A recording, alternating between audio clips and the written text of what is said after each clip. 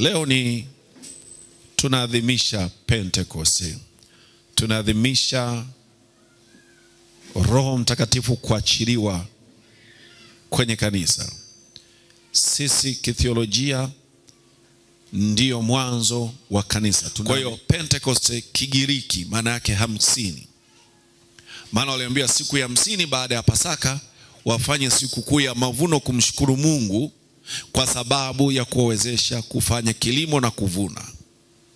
Ndio maana unaona sikukuu ya Pentekoste inaangukiaga either mwezi wa 6 au mwezi wa 5 mwishoni au katikati pale. Kwa sababu ilikuwa ni siku ambayo wanasherehekea mavuno na kumpa Mungu shukrani kwa namna ambavyo amewasaidia. Kwa hiyo tunaposherehekea Pentekoste leo, tunakumbuka kazi au wajibu wa Roho Mtakatifu kwenye kanisa la Kristo. Wajibu wake katika kulianzisha kanisa lake na wajibu wake katika majukumu ya siku kwa siku kwenye kanisa. Mwenye kanisa leo ni Roho Mtakatifu. Unaelewa hilo Unaelewa hilo? Kwa hiyo kama kanisa ninafahamu namna ambavyo tunapita kwenye nyakati za kupanda na kushuka. Kwa sababu kuzimu pia iko kazini kuhakikisha kwamba hatuifanyi kazi ya Mungu kama ambavyo Bwana Yesu anataka tuifanye. Kwa kuna vita. Kwa hiyo unaona adui yuko kazini kuhakikisha kwamba anapambana na kanisa ili lisiweze litimize ule wito, lile kusudi ambalo Mungu alikuwa amelikusudia. Na unaona kwamba katika nyakati nyingi hatutimizi wajibu ambao Mungu anataka tutimize kwa sababu ya hiyo vita. Lakini ashukuriwe Mungu ambaye anatusaidia kwa Roho wake Mtakatifu na kuhakikisha kwamba ajenda za kimbingu zinatimia kwenye kanisa na ulimwenguni katika jina la Yesu. Ukisoma kwenye Matendo ya Mitume sura ya 1 unakutana na simulizi za wanafunzi wa Yesu pamoja na Yesu baada ya kuwa amefufuka. Kwenye sura ya 1 kitabu cha Matendo ya Mitume unaona agizo la Bwana Yesu kuhusu Roho Mtakatifu. Anawaambia kabisa kwamba tulieni Yerusalemu, msitoke Yerusalemu mpaka ile ahadi ambayo Baba yangu alisema kwa ajili yenu itakapotimia. Mnakumbuka kwamba Yohana alikuja akibatiza kwa maji kwa ajili ya toba, lakini ninyi hamtabatizwa kwa maji tena, mtabatizwa kwa Roho Mtakatifu na kwa moto. Halafu akawaambia, na kwenye ule mstari wa 8 akawaambia kwamba mtapokea nguvu akisha kuajilia juu yenu Roho Mtakatifu, nanyi mtakuwa mashahidi wangu kuanzia hapa Yerusalemu, kwenda maeneo ya Samaria, kwenda Uyahudi yote, kwenda Yudea yote, mpaka ulimwengu wote. Wenzetu walilipokea hilo.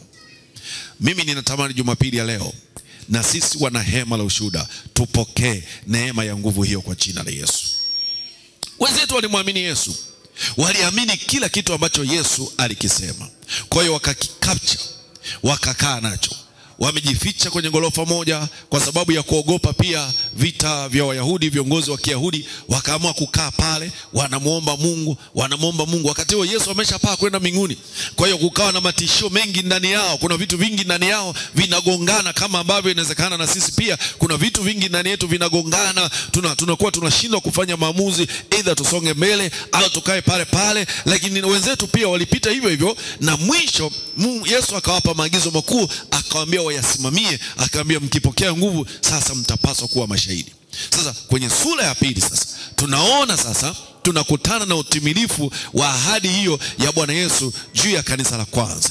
Ndipo tumesoma hapo, tunasoma kwamba hata ilipotimia siku ile ya Pentekoste, wakiwa wamekaa kwenye lile gorofa, Biblia inasema kwamba upepo mkali ukashuka na kuijaza ile nyumba, na kukawa na ndimi zilizokuwa zimegawanyika kama ndimi za moto zikawakalia kila mmoja wao, na Biblia inasema kwamba wakajawa na Roho Mtakatifu na wote wakaanza kunena kwa lugha mpya kama ambavyo Roho Mtakatifu alikuwa amewajalia. Tukio hili la wanafunzi kufanya hivi wanaliona kama ubatizo wa Roho Mtakatifu ambao Bwana Yesu alikuwa amewaahidi kabla kwamba watafanyeje, watabatizwa. Kwa hiyo wakatambua kwamba kile ambacho Bwana alikuwa amekisema kwa ajili ya ubatizo kimetimia. Kile ambacho Yesu alikuwa amekisema kwa ajili ya kuwa mashahidi timia. Na hivyo tunapaswa sasa kuinuka kwenda kufanya kazi. Ndio maana Pentekoste inajulikana kithiolojia kwamba ni kuzaliwa kwa kanisa la Kristo. Sasa hapa ndipo kila kitu kinabadilika. Kila kitu kinabadilika kutoka kwenye wajibu wa wanafunzi wa kwanza wa Agano Jipya wa kanisa la Kristo. Unaona, vitu vyote vikabadilika, vitu vyote vikaanza kubadilika. Wenzetu wakaanza kusimama kwenye nafasi zao kuanza kumtumikia Yesu. Unaona, wakaanza kuhangaika. Walioenda kaskazini, walioenda mashariki, walioenda Samaria, walioenda Filipo, walioenda Yudea, walioenda kila maeneo, wakaanza kutawanyika. Wengine wakajifanya kukaa pale pale Yerusalemu. Bwana Yesu akasema hawa wakiendelea kukaa Yerusalemu hawatatimiza ile kazi ya msalaba. Maana ninataka kazi ya msalaba pia ifike na Tanzania, ninataka ifike na Dodoma pia. Kwa lazima waende. Akasema ngoje isiwe tabu, ninamtuma Sauli katikati ya Yerusalemu. Akaenda akawacharura vibaya sana, tandika ua. Kama haitoshi, walifikiri masiara, akakamata mtume Stefano, piga mawe. Biblia inasema Paulo alilisimamia lile tukio na alikuwa anafurahia kuona tukio lile linatokea. Walipopigwa vile, Stefano alipopigwa, kwa sababu alikuwa ni mtu mmoja ambaye anapendwa, Biblia inasema kanisa likaomboleza, kanisa likaingia kwenye huzuni kubwa. Halafu mitume ikabidi watawanyike. Nisaidie kumshangilia Bwana Yesu. Kuna nyakati Bwana Yesu anatupa adabu kwa kututaabisha ili tukafanye kazi yake. Kuna mazingira ukikaa kwenye comfort zone, ukikaa kwenye mazingira ya amani tu, huwezi ukamtumikia Mungu na kutimiza kusudi la Mungu. Kwa kuna majira Mungu anaruhusu vurugu zitokee. Kuna majira anaruhusu mateso, anaruhusu dhiki, anaruhusu kila jambo baya ili uweze kumtumikia Yesu. Tunayoyapitia sasa hivi kwenye mazingira yetu, Mungu anaruhusu tumtafute vizuri.